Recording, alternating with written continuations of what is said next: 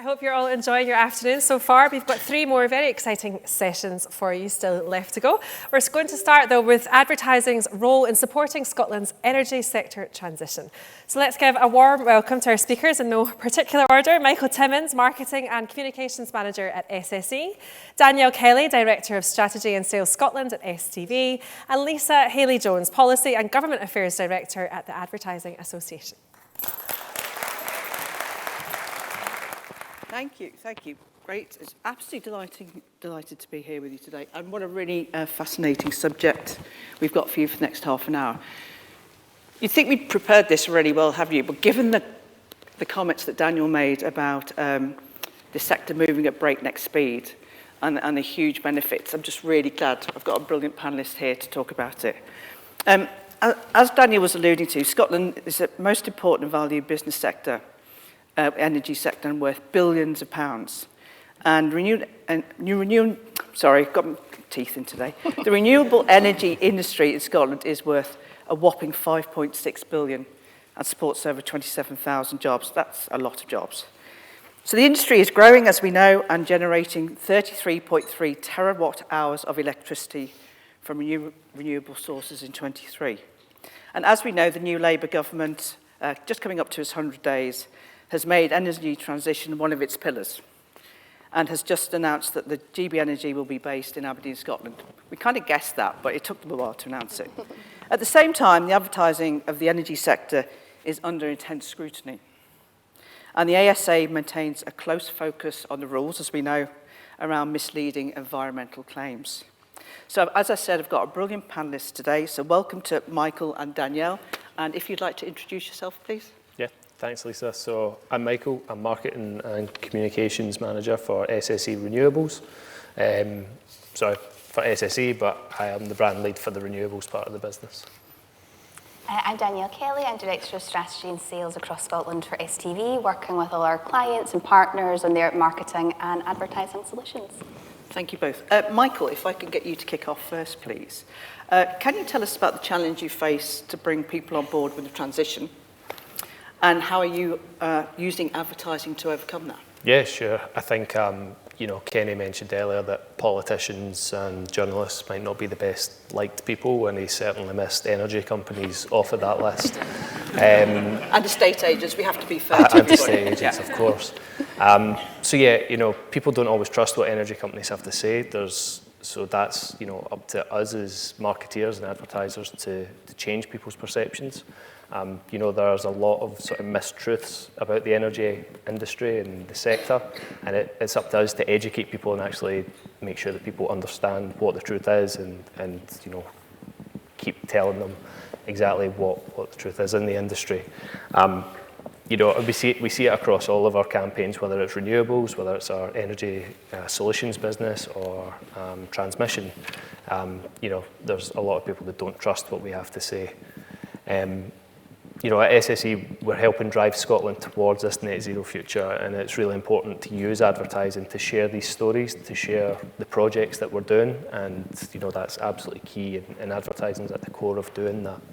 I actually read the other week, so 82% of people said that they support the renewable energy transition, but only 54% of people would be happy for it to be within their community, for these projects to be in their community. So, that shows to us that people like the work that we do, but we have a lot of work to do with these local communities to tell them about, why it's so important to have our projects, especially in Scotland, because we're all aware it's always raining, it's always windy, so we're the perfect place to have I live in Wales, it's windy. It's just as bad. So it's important that we work with communities so that they feel a part of this transition and that they come on that journey with us.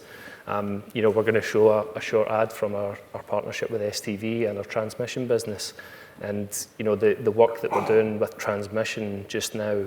It's massively important. We're currently working with a grid that is decades old, and it's not used to the amount of energy that's currently being used. So it's important that we do these upgrades. That means we're bringing good jobs to Scotland, especially the Highlands. We're improving the grid, and we're also, we're able to use energy and electricity from our new renewable sources, which is key for a net zero future. So and you know that you mentioned the 82% of people support renewable energy, and it's about getting that figure up, isn't it? You know, doing whatever needs to be to get that figure up to as near as to 100 as you can get. Yeah, I mean, look, we're always going to have some detractors out there that don't like the work that we're doing, but again, it's our job as marketeers to turn those people into advocates and bring them on that transition with us.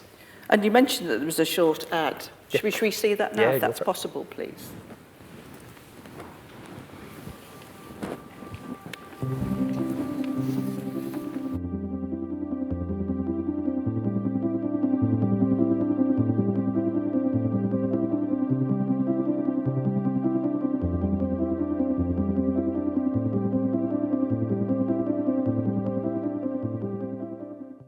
I've been an engineer for 27 years.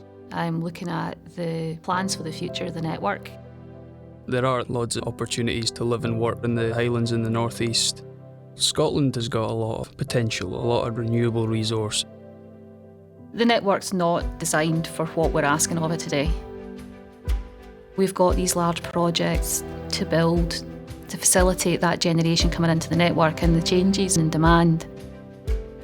You see the countryside, you see the beauty of it, and you think they'll try and reduce the impact of that as much as possible.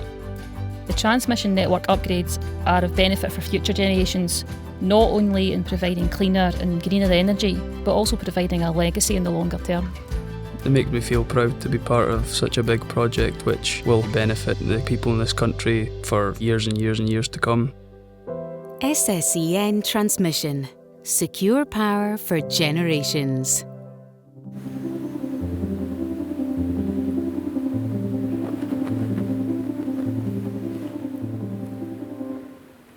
That's a really powerful ad, really powerful.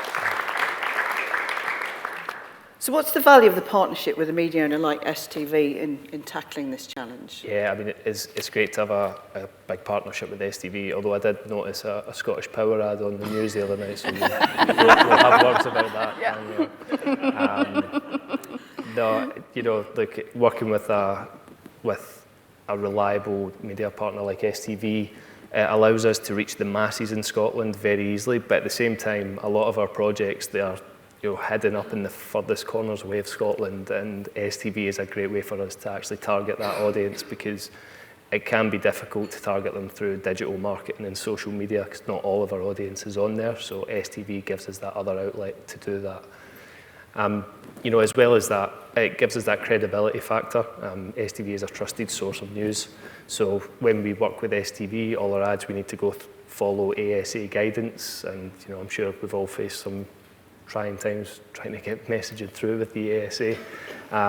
But you know, we need to go through that, and that then means that people trust their messaging as well as trusting what STV have to say, which you know makes our life as advertisers much better.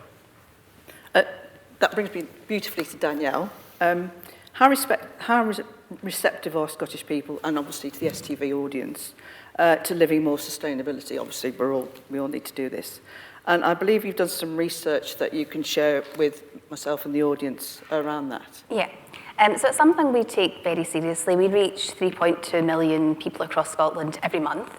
And we know from some of the research that we do regularly that 7 out of 10 of those people actually come to TV to find out more information on how they can be more sustainable and more eco-conscious, essentially. So that's a big responsibility for us to make sure that we're sharing the right messaging. And to do that, we do a lot of research to find out what do people care about, what kind of consumption trends are impacting them. We do a series called Market Voices that I know some people will be familiar with, which we do about 3 waves a year, and it's with ScotPulse, who are Scotland's biggest online research panel.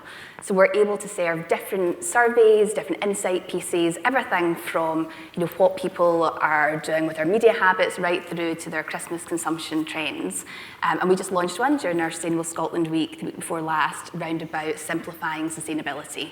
And what's really interesting about this piece of work is we were able to benchmark some work we did to coincide with COP26 back in 2021 and see where the barometer had shifted. So I'm going to refer to a couple of notes because there's some important stats. I just want to explain the difference in those two pieces. So back in 2021, we asked people, would they recommend a brand? Were they more likely to recommend a brand if they knew it was environmentally friendly?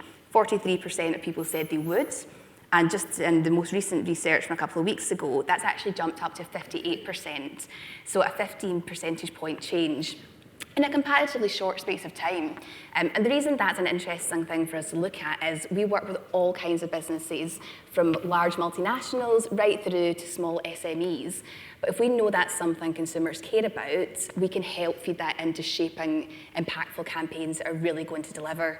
The other interesting stat that I've pulled out that's changed year on year, or in the last 4 years, 37% of Scots agree it's important for them to know about a brand's green credentials.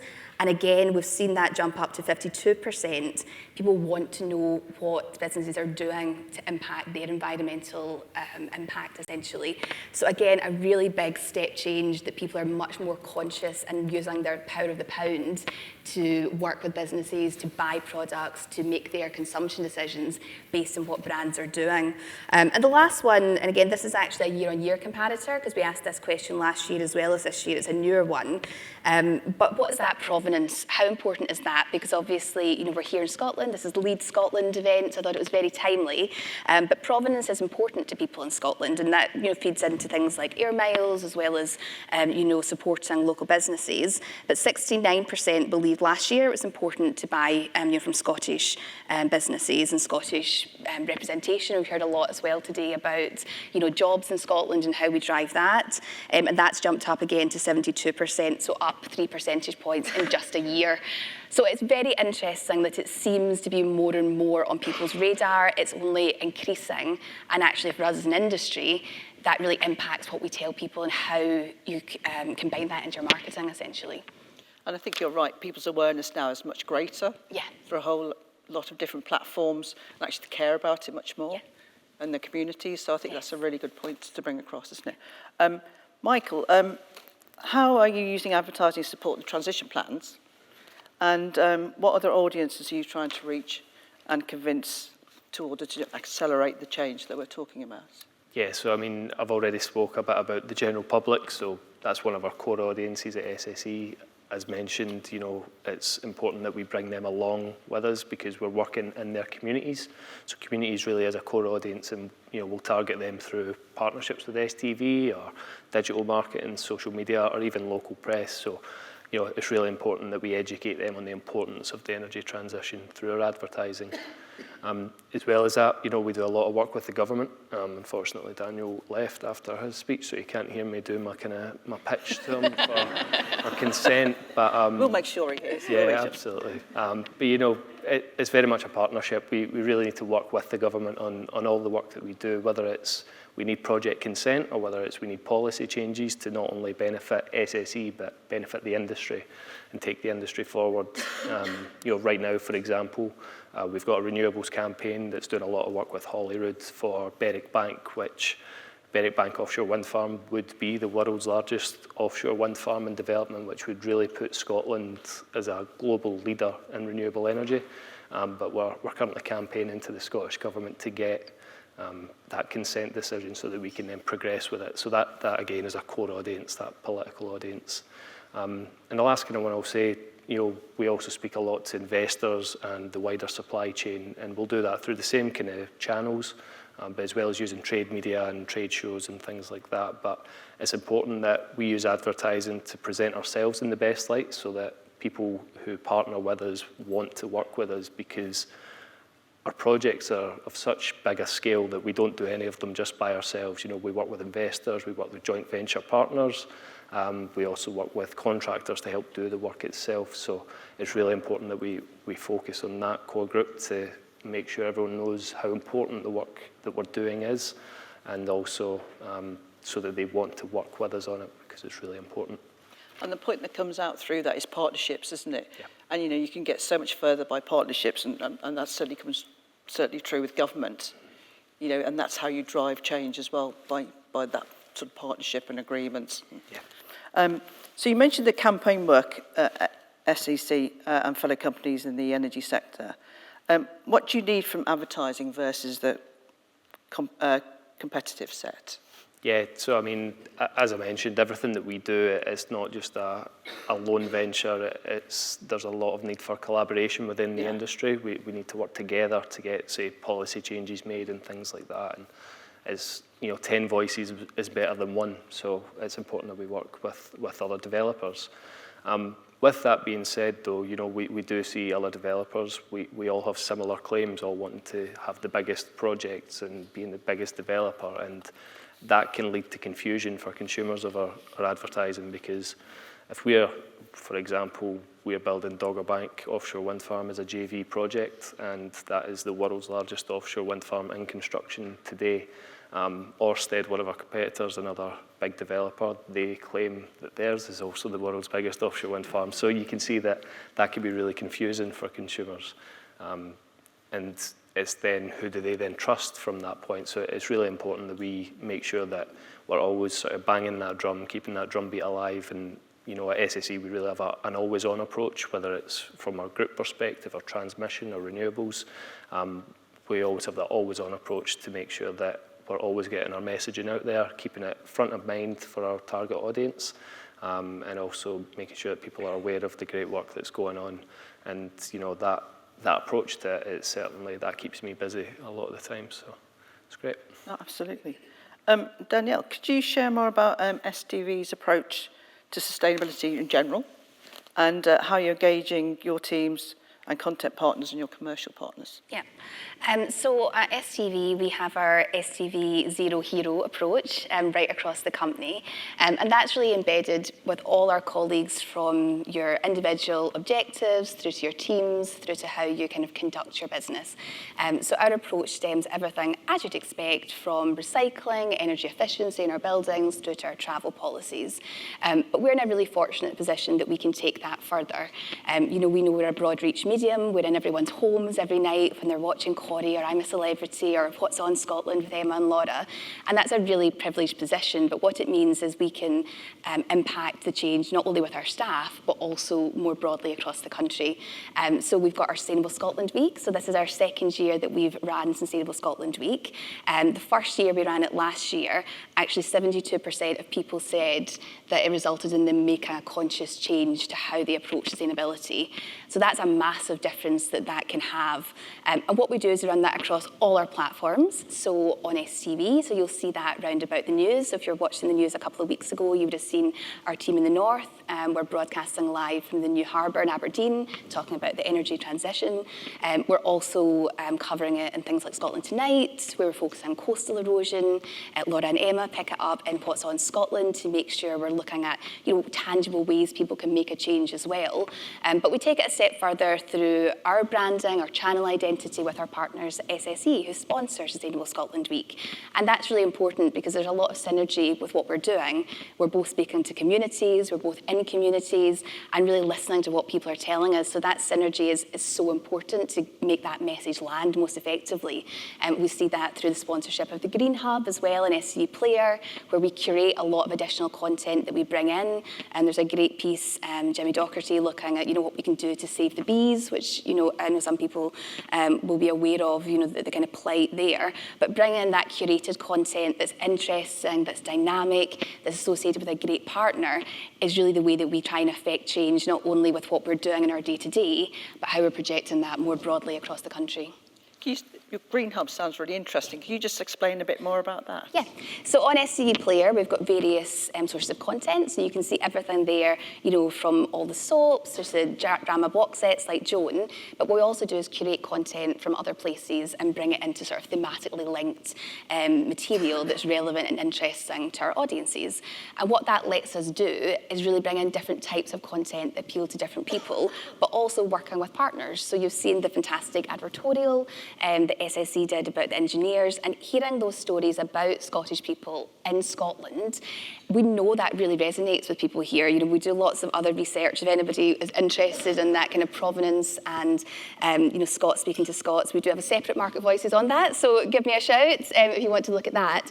But we know that that's something that really resonates with people, so being able to capture those stories, and that's a great way to do it through our advertising partnerships, because it's stories that we know matter, but actually they're in those communities, they're with people, and there's a real tangible takeaway that people can apply and understand what SSE is doing more. Because I think it's a good point Michael makes. Sometimes people just don't appreciate the breadth and scale of what's going on. So being able to curate that into something like the Green Hub, round about a period where we've got a focus on sustainability, just means it's easier for people to find, it's more interesting for them to be engrossed in, and actually it just keeps the message more front of mind. And you're finding that goes across all the age groups as well? Yeah, definitely. So it's something that we're conscious of. As I said, we're a mass reach medium. So people will come in for different types of content. So that's why Sustainable Scotland Week is across everything we do. You know, from news, current affairs, right through to we do sort of on-air hints and tips that people can contribute across the community. We run those as promotional items on STV. We do short form programming as well. Those are all Project Albert certified. So any of the production people in the room will know that's a sort of separate accreditation in that sort of sustainable space for productions, you know, in terms of how that production's been put together and compiled. So we really make sure that that content is varied. So regardless, you know, we've got viewers, you know, from every single age group. So there's something you can come in for and really enjoy and find something that resonates with you, really. It's really interesting. I think we've got a show reel to put up, if we can, please.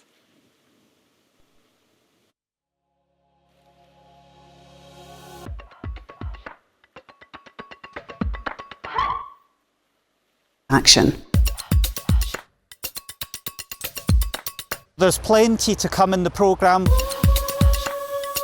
Climate change is with us now. We are not in a good place. We need transformative change in our society.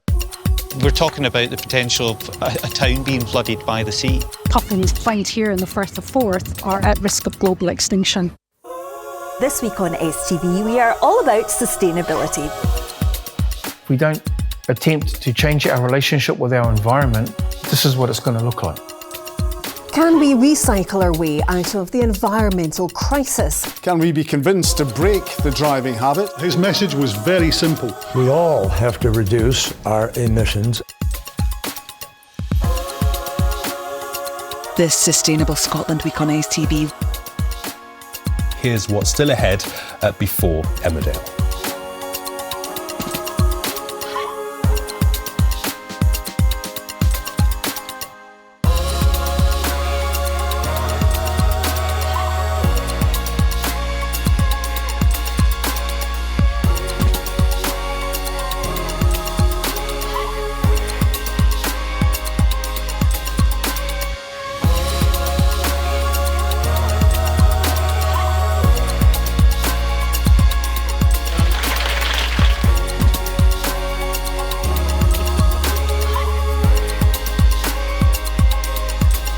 Thanks for watching.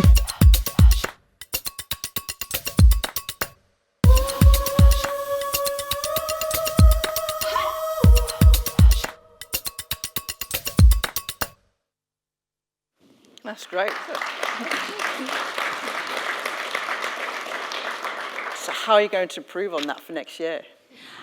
I think it's about keeping going. I think some of this is actually making sure it's front of mind and doesn't come off the agenda ultimately, because we've heard from Michael in terms of that transition, you know, we need to get there. The transmission network needs to be updated and people need to understand why that's happening. So it's about keeping momentum, it's about keeping it front of mind and actually continuing to do our bit to make sure people know where to get the information and know what they can actually do, because some of the feedback we've had as well is people want, it all comes from a place of willing, and being able to give people top tips or being able to demonstrate, you know, small changes. And we heard that a little bit earlier as well from Danielle, you know, those small changes can make a big difference. So actually just keeping going, I think, is the important part.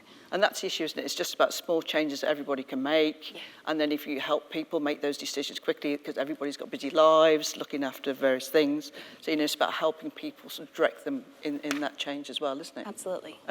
We've probably got a few minutes left. Michael, is there any comments you'd like to share with us? Anything else you'd like to say? No, look, I think just having this platform to, again, like Danielle just said, you know, it's keeping our message in front of mind and the importance of the energy transition. It's it's so vital. It affects absolutely everyone. It goes beyond Scotland. It goes beyond the UK. It's a global challenge. Exactly. And like I said earlier, not one company is going to fix this. It's a global and it's a collaborative effort. So it's really important that, you know, we use advertising to keep that front of mind and help change people's perspectives on it and change people's behaviours so that they buy into the work that we're trying to do.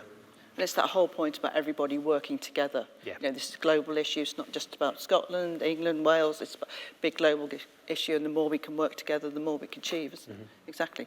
Danielle, any closing comments from you? Just, I think it's really encouraging that, you know, the Ad Association are having a focus on this, because I think there's a lot, and certainly from the research, it really matters to consumers, and therefore it should matter to all of us, because we're trying to attract consumers, we're trying to, you know, whether it's products or services or innovation, we really need to be listening to what people are telling us, because that's how they're going to make their choices going forward. So I think that it's about keeping learning, it's about keeping growing, but I think focus like this today are really important.